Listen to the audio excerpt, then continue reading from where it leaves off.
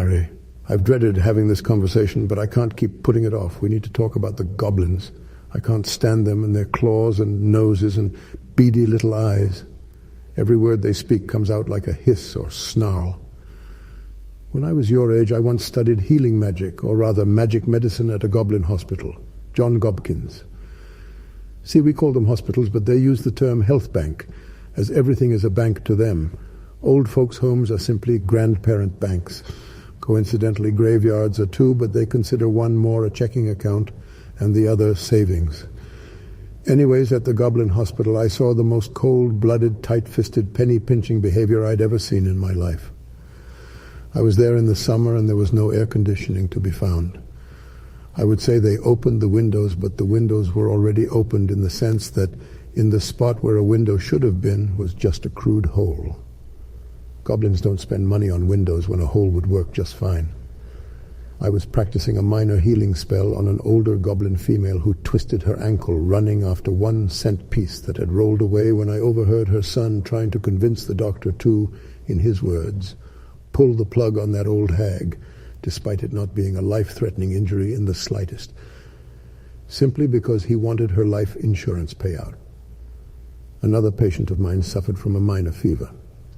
His goblin insurance wouldn't cover any treatment, so the staff surrounded him with old copies of national graphics featuring glaciers, snowy mountains, that sort of thing.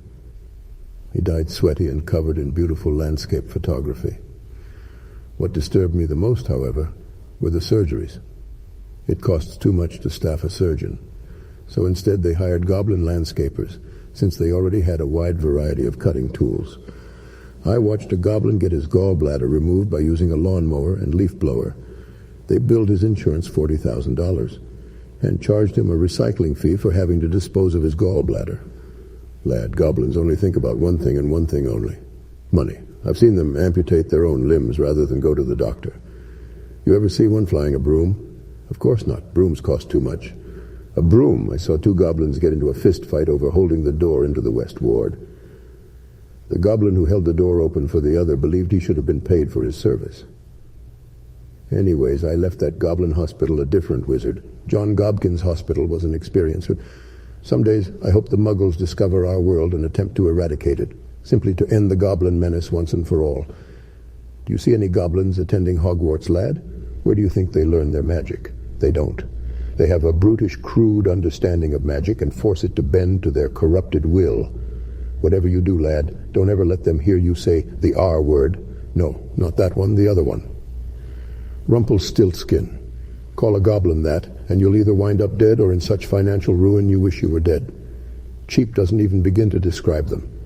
Legend has it that the first goblin was cast from solid gold by Wizard God himself.